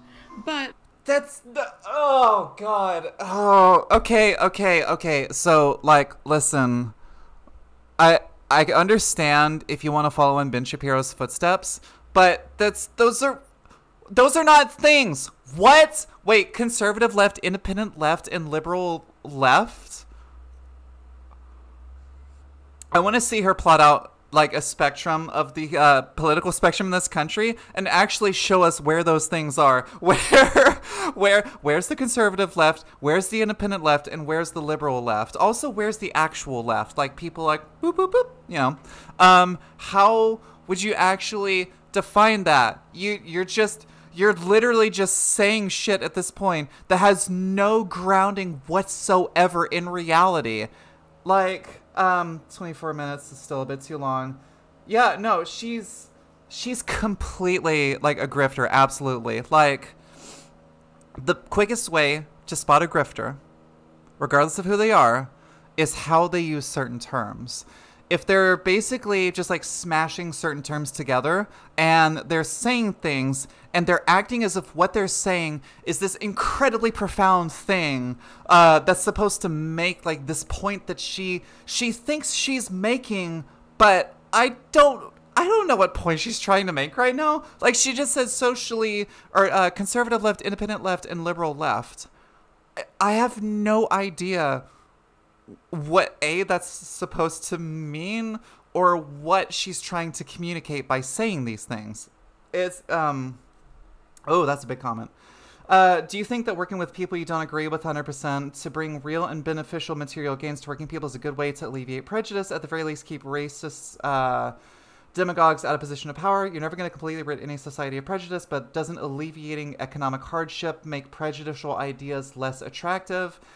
I actually do. Yeah. So I think you're 100% correct about this in that we should be willing to work with certain people that we disagree with to a certain extent, again, excluding fascists, Nazis, even like gender critical people I don't want anything to do with.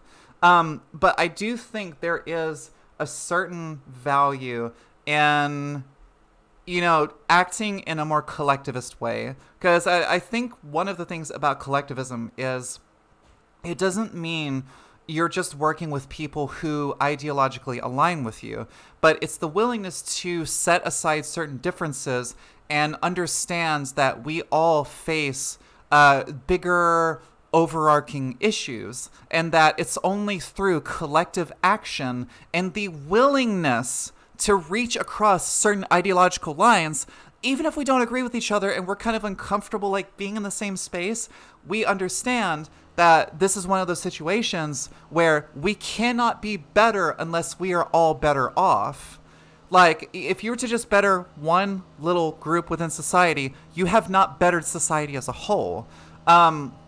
So I do actually agree completely that, like, we're never going to be able to eradicate bigotry from society, but I think at the very least, if we're able to do what we can to level the economic playing field for every community, that's going to do a lot to get rid of prejudice, because so much of what prejudice is rooted in is the class struggle, where people who are poor are often also thought of as having a certain skin color, because these things are intentionally put together.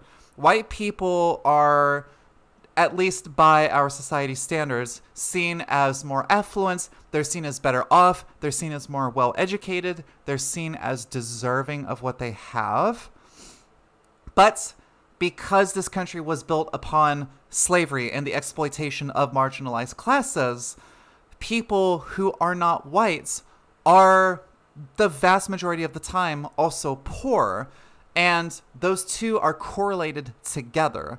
And I think that if we were to put people on a more even level, even as far as wealth, discrimination, their economic and societal mobility, I do think doing something like that will do wonders in helping to alleviate a lot of racist and bigoted attitudes. Absolutely. Because someone like myself, I know for a fact that I'm never going to be able to live the kind of life that a cis person lives. It's not going to happen for me, and I've accepted that. But because of that, cis people, especially like white cis people who don't know anything about the trans community, they have a certain idea of people like myself. And I think because there's this stereotype that trans people are either mentally ill, or it's like we're all radical and like whiny. Like, I'm radical, I'm whiny every now and then, but not with political things.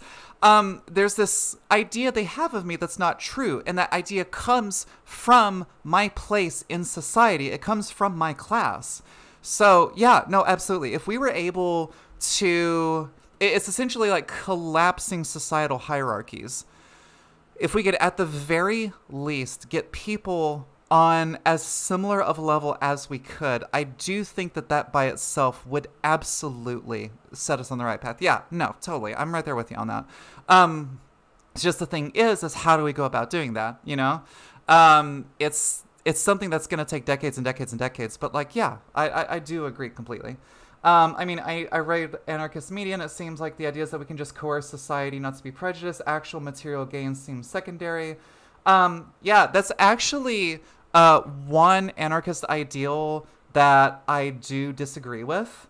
You cannot coerce society into not being prejudiced. You can't. I'm sorry, but you can't.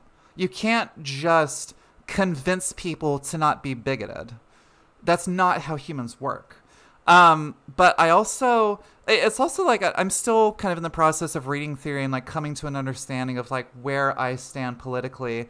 But I think that for me personally, the best thing we can do is some form of like the dictatorship of the proletariat. So the only way we're going to be able to put any kind of pressure on the state that's in place right now is if we form some kind of like quote unquote dictatorship ourselves. Now, the dictatorship that we form is not going to be like you see dictators around the world who establish like totalitarian control. That's not what that means. But it basically means that you do everything you can to uproot the people in power, implant yourselves there, and then work from there. Because there's no magic fix for this. And I think that bigoted people are going to remain bigoted. It doesn't matter how much you talk to them or you educate them. Certain people who are bigoted are going to remain that way. And I think that it's really unreasonable to try to think that you can change some people. You can't. You can't. You cannot change everyone. And the longer we think things like that, the more we're kind of shooting ourselves in the foot and holding ourselves back, you know? You don't believe in doing that through a state, you know, her dictatorship of the proletariat. Yeah, no, absolutely. I think for the time being, I think that's our best chance at getting ourselves where we need to be. You know, but when it comes to the state itself, I get a little nervous about the idea of doing things through the state because I think as long as something resembling a state exists, it's kind of like, so look at capitalism and look at how it's essentially a part of American society as a whole. America and capitalism have become practically one and the same at this point. If you want to remove capitalism from your society, you have to uproot it from every single part. Every bit of it has to be torn out and burned.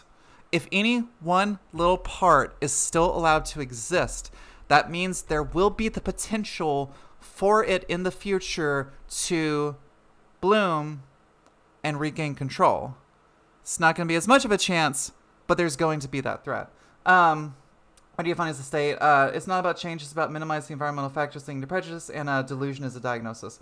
What do you define as a state? People have different definitions, so I'm just curious. So the way I see the state is I see it as, so imagine like there are two levels to society, okay? And we're here on the bottom, like the people. And up here is the state. And basically what I see the state as is this group of very powerful people who are the ones pulling the strings to society, and they're the ones who actually have control. They have built this country in a way where there's an illusion that our vote matters and that our voices are actually being listened to and that we can actually have a powerful impact by doing certain things. And they want us to think that we have this power while also basically, it's like the wizard from The Wizard of Oz. They keep the curtain wrapped around them. And they don't want us to understand that they have their fingers in literally everything. And that we do not have the voice or the control that they say we do. It's one of those things where we're placated. We are given things that make us feel good. and we're pacified. And the state is essentially, it's like the government is very powerful, wealthy figures, those who keep capitalism alive in this country, even those who use religion as both a moneymaker and a weapon against certain communities. It's basically this force that exists above us at all times that is kept out of our reach, and it's used to keep all of us in place. When I think of a state, that's basically how I see it. It's something that's separate from us and something that we can exist without. But as long as the state remains in place as it is, we're going to be dealing with economic hardships. We're going to be dealing with wealth inequality. We're going to be dealing with job discrimination, with discrimination in healthcare, with discrimination in like adoption, in parenting, like whatever it is. These things are going to stay in place until you're able to find some way to abolish the state as a whole. But also, like, what do you mean by abolishing the state? What are the steps you're going to take to get there? It's this tremendously complex thing where whenever people just say they want to abolish the state, like, I do want them to go a bit more into detail about what they actually mean by that. Because you don't want to turn into the kind of person like Kelly here who uses words, but you yourself maybe don't even understand what those words mean. You yourself have not found your own definition for these things. I do think that's dangerous. Yeah, totally. When capitalism was forced on South American countries via violent military coups, it wasn't enough to just remove those in power. The culture of that society itself had to be wiped clean. Yeah, no, absolutely. This, like, especially with America, the very core of America is racism. It's exploitation of the poor and those who are not white. It is the subjugation of women, it's genocide, it's sexism, and it's the patriarchy.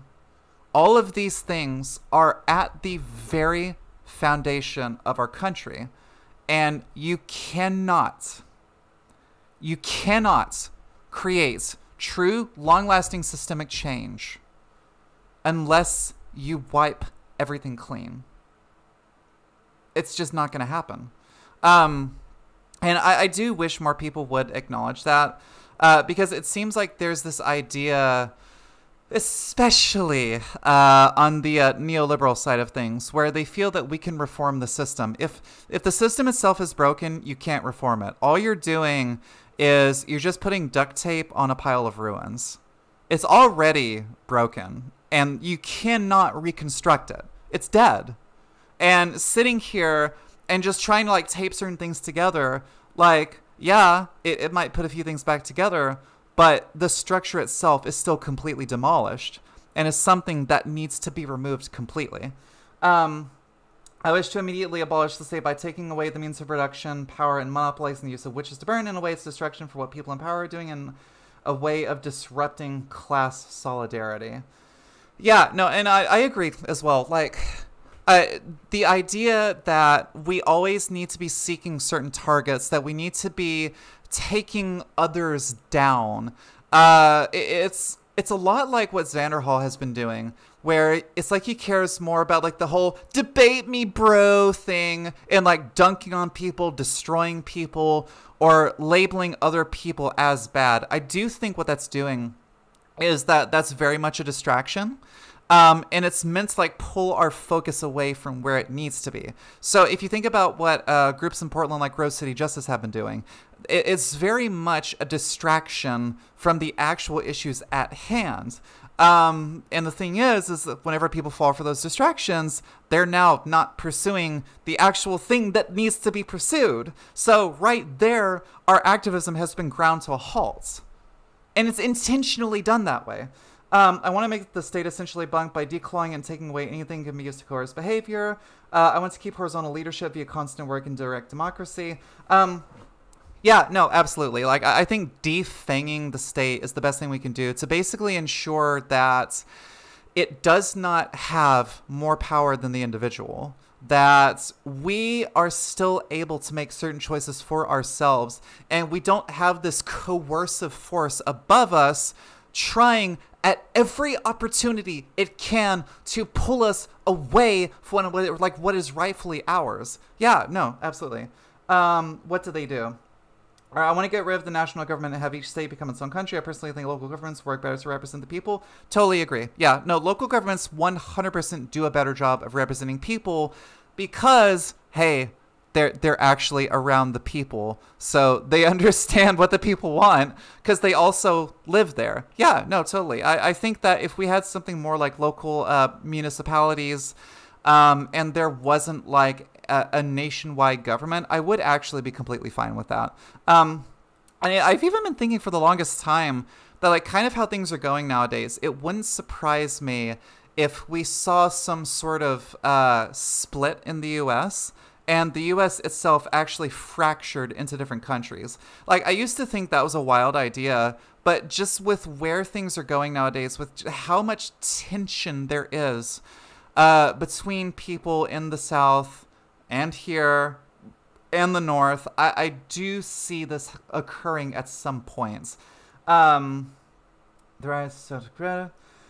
Yeah, no, I think above all else, the right to self-determination is the one we should be protecting. Like, it's incredibly important. Like, especially for trans people like myself. Like, I know who I am. I determine for myself what my identity is because it makes sense to me. It reflects my lived experience more than anything else. And I should have the right to be able to do that for myself because I am my own person and I don't want to be dependent on anything else to understand myself and live the kind of life that I want to live. I don't want to have this thing that has its hooks in my back and it's holding me back from ever being able to live my own life. I don't want to live that way, ever. You know, I dealt a lot with that with, growing up in the Methodist Church, growing up with a very religious conservative family who never really allowed me to be my own person because they thought they were coming from a place of love, but what they were doing was they would preach Jesus at me and tell me that certain things are not of God, and I was basically held in place even though I was absolutely miserable and wanted to die. I can't do that anymore, you know? I think every person should be free to both determine who they are and determine who they are within society. That should be up to every single individual person, period. And we shouldn't have to have a debate about that. The native population can actually have power and represent themselves. Democracy is a 2,000-year-old concept not being evolved, just like how people react if you say anything critical of democracy. Instincts will tell them that you are against. Time to improve those ancient ideas. Yeah, no, and it's also like how American exceptionalism works. I'll use this to wrap this video up, and then we'll move on to the second one. American exceptionalism basically makes people think that if you're criticizing America, you're criticizing the people. So the people and the country become one. And then democracy is seen as like this uniquely American thing, even though, I mean, obviously, if you even read a little bit of history, you would understand that's not true. But whenever you insult democracy or criticize democracy, people think that in turn you're criticizing America and in turn criticizing them. So they get incredibly defensive and they don't understand that all you're doing is you're pointing out the faults in the system and you're saying, hey, we'd all be better off if these faults no longer existed. But they have been trained to see these things as one and the same. So yeah, it's completely outdated. And all it's doing is it's holding us back and it's preventing us from being able to have any sort of meaningful discourse about these things because you have these people who get defensive and they put their foot down and they reaffirm all of these things that are holding them back too. But it's because they genuinely think that we're attacking them instead of trying to help them. And yeah, no, like I say, get rid of it completely. The amount of problems it has caused and is still causing is just like, it's something you can't even really quantify. But I do think that moving beyond that model of democracy is not just something we should do, but it's absolutely necessary at this point, because with like the looming devastation that's coming because of climate change, with the rise of like fascism across the world, and the fact that it's becoming more and more apparent here, we are facing so many crises right now that we need to be taking strong action against. But how our democracy is built right now, it's almost like it's preventing the people from having the power they need to have to actually make a difference. And the state itself is keeping people in place. Isn't it fascinating how that happens? Depends what you mean by saying, with our current technological advancements, direct democracies are genuinely capable of being implemented. I would argue that a country isn't democratic if it isn't secular. Depends on what you mean by secular. So I would say what they mean by secular is we do not use either religious values or what conservatives call like traditional values. So these values that were used in the past, in which there was a very clear hierarchy of like the male figure being the head of the household and the head of the country and the head of the religion, and the woman being seen as submissive, as someone who stays in the kitchen, as someone who should not challenge the man's power, as someone who should see the man as their god. It doesn't just have to be religion, but I think a secular society is one that does away with that.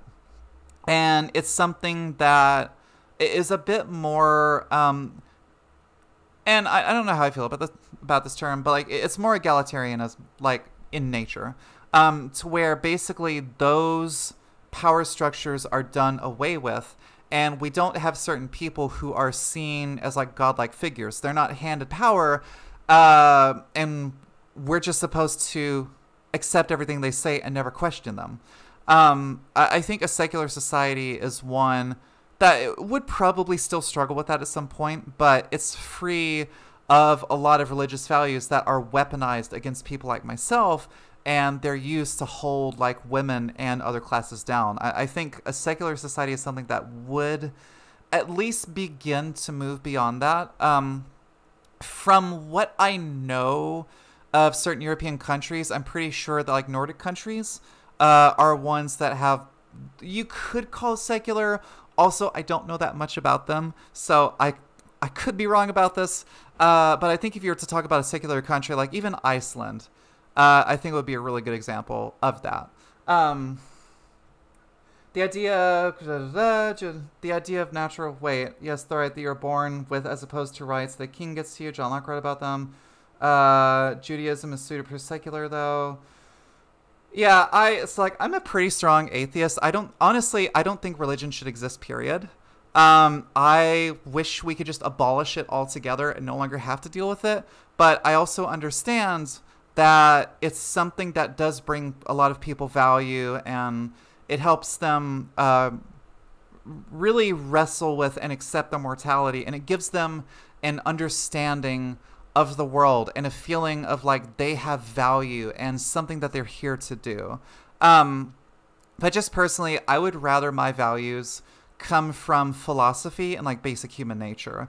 Like I think the whole idea that quote unquote human rights comes from any sort of religious group is a narrative that was built by religion itself. It's like we had human values before religion was a thought in people's minds. It wasn't like people were just being slaughtered left and right, and then religion came along and they're like, oh, hey, actually, we should totally treat each other like people. That's great. No, that's not how it works. But I also understand how religion for some people, it's like it gives them the inspiration and like more of a reason to really be like kind and loving to others. Although if you need a holy book to tell you what's right and wrong, I'm really worried about you.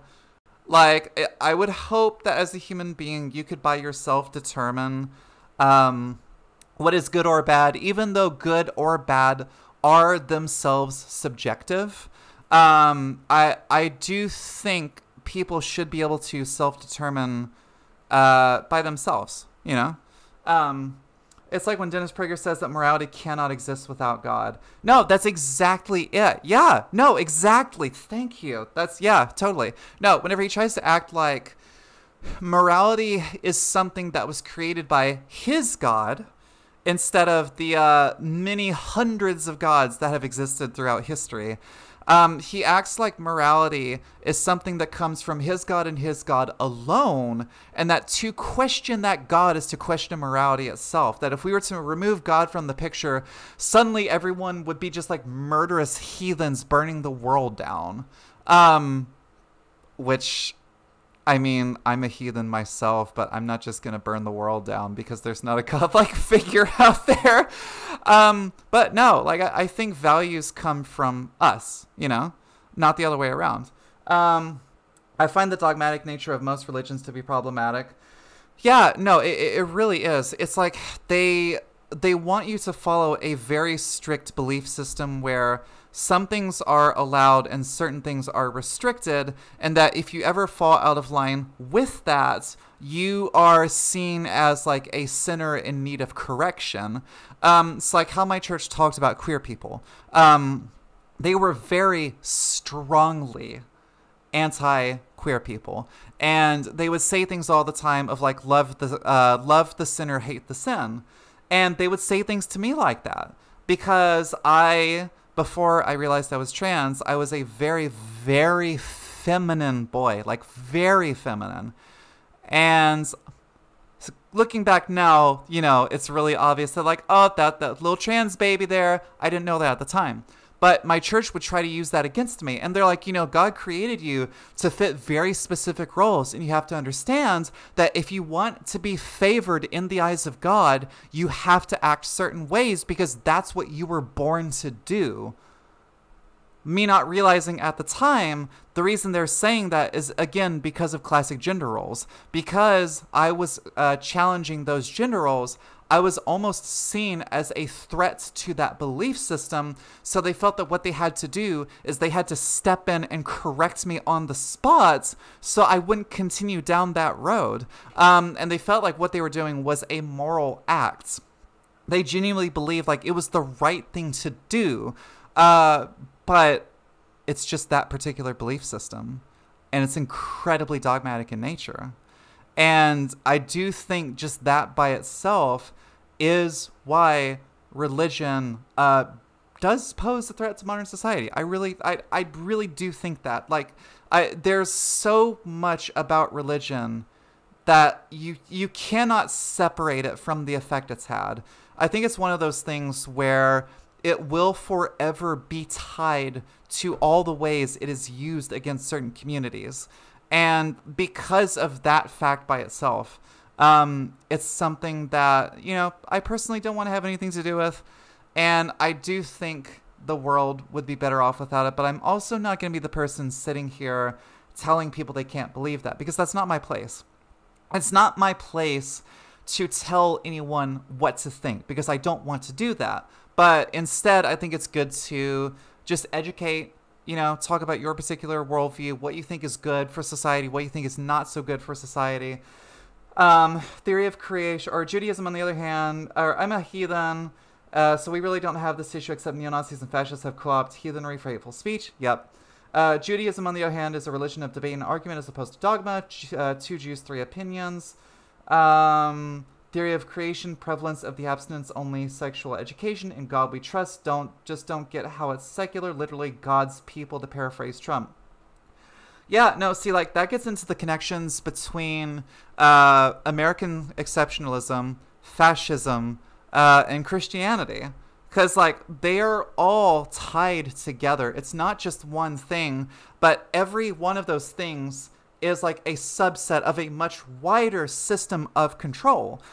Where, yeah, again, they'll co-opt symbols like white supremacists co-opt Pepe the Frog.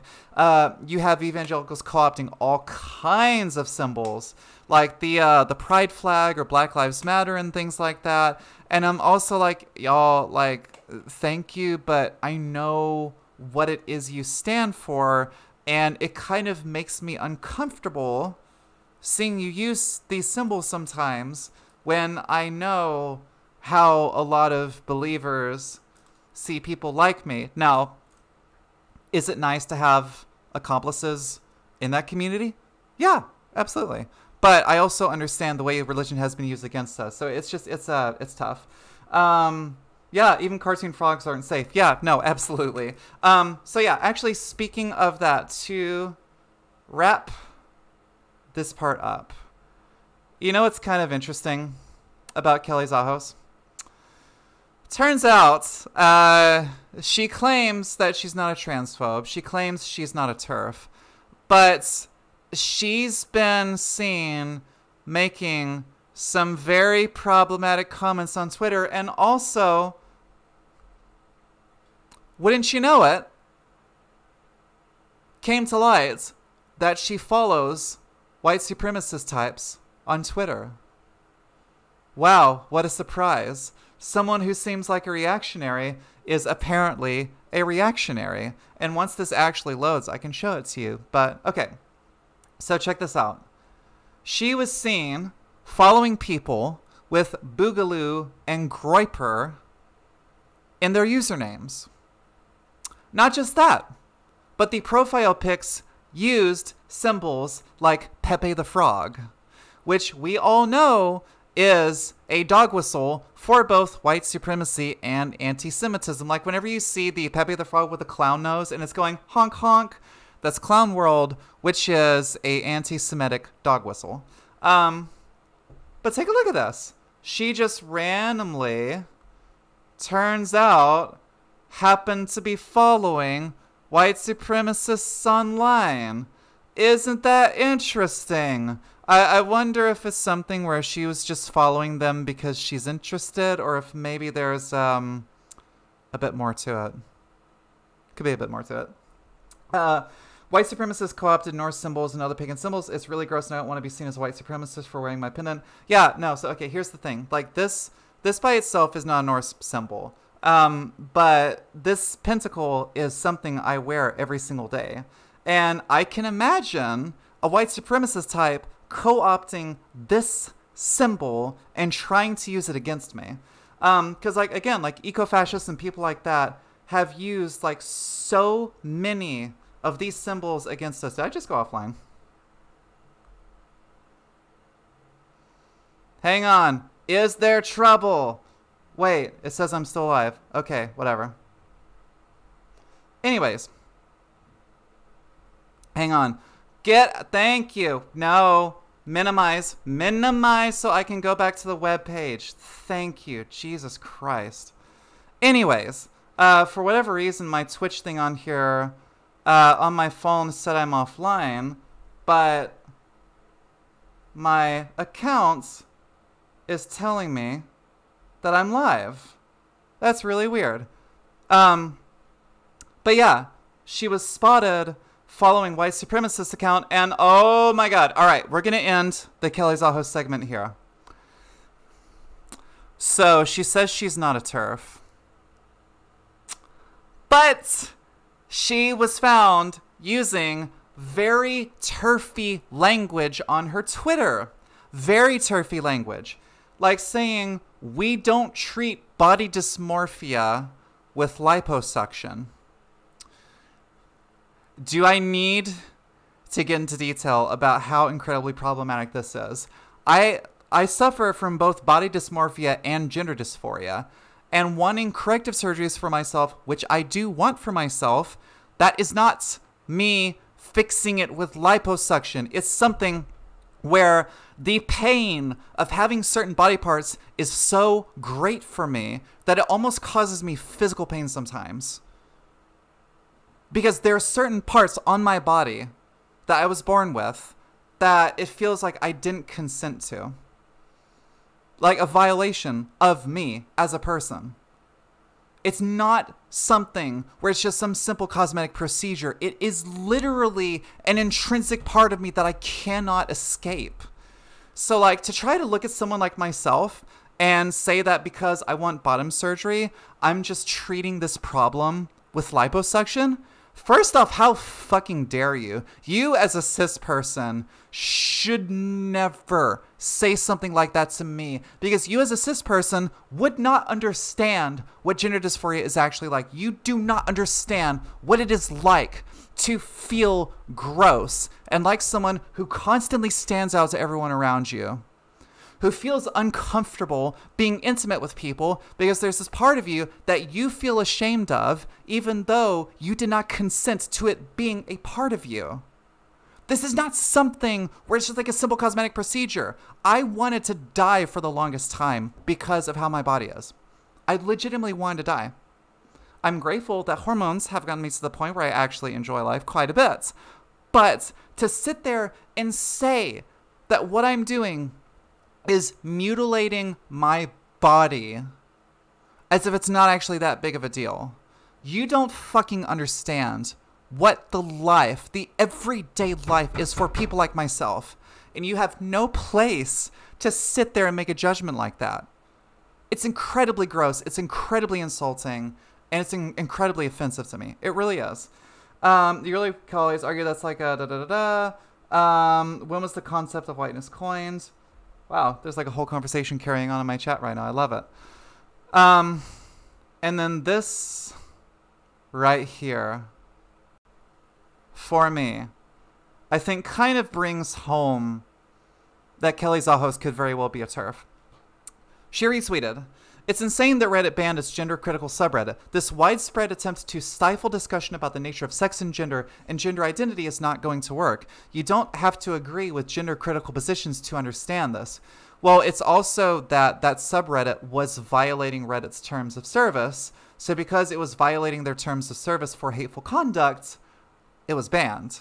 It's like what happened with the Donald. It was nothing more than a cesspool of bigotry and racism and anti-Semitism, and was very quickly becoming something like this like sub-colony of 4chan that had infected Reddit. Reddit didn't want anything to do with that, so they axed it and got rid of it. But it's because, again, the terms of service had been broken. This is a private company, and they have every right to ban you if they feel that your conduct does not match what they expect of everyone. Your free speech is not being stifled. You're just facing the consequences of what you did. And even saying that, like, this widespread attempt to stifle discussion about the nature of sex and gender identity, it's not a fucking debate. The positions between trans people are real, and the fact that we are affirmed by nearly every major scientific, psychological, and medical institution, you're saying that versus the TERF ideology is a debate. It's not. It's like the same thing as people who think that it's a debate with climate change and climate denialism. They think that these two things are even remotely the same and that we should still be having a discussion on it, even though the vast majority of scientists have affirmed that climate change is happening and it was caused by us and we should do something about it. That's not a debate. It's settled fact. And if you're sitting here trying to argue against fact, the only thing you are doing is you're furthering bigotry and hate, and you're refusing to accept the fact that people like myself exist, and I'm going to continue existing, and my identity is just as real as theirs, and they can't accept that. My lived experience is just as real as theirs. My idea of myself just as real as their idea of themselves, and they don't know what to do about that. That scares them. That threatens certain ideals of sex and gender. And they believe that somehow me just existing means I want to encroach upon their rights, when I'm just like, no, I just want equal rights, and I just want to be able to live my life without y'all breathing down my neck 24/7. It'd be really nice. You know, that's literally all we ask for. But no, apparently that's too much for these people. But yeah, no. To wrap everything together, there is no discussion when it comes between human rights and bigotry. That is not a debate. We should not see these things as two equally viable things. because they're not. Human rights are human rights, and they should be intrinsic to every person, and they should be given at birth, regardless of your race, identity, whatever it is. You should be able to have that from the moment you're born. And bigotry is nothing more than a way to uphold certain kinds of oppression that allow certain people more privilege and hold other people underneath the thumb of the state. There's no debate with that. We shouldn't be debating, well, maybe like we should allow bigotry. Like, I mean, it's just an opinion, right? Why can't we just like let these people be? It's because human rights are human rights. And to debate human rights is to automatically say you think certain people are not deserving of human rights, and you think certain people shouldn't be treated like a human like other people. And that's wrong, period. And her whole argument over if we fire people for having opinions, or if we go after people for having certain opinions, as if that's like some sort of witch hunt. I do, on some level, agree that like witch hunts are not beneficial to us, but also that, again, we should not allow bigotry to persist. We should attack it wherever it arises, and we should do everything we can to ensure that every one of us is able to live the best and most productive life that we possibly can. And that's that. And that's all I'll say on her. Regulating speech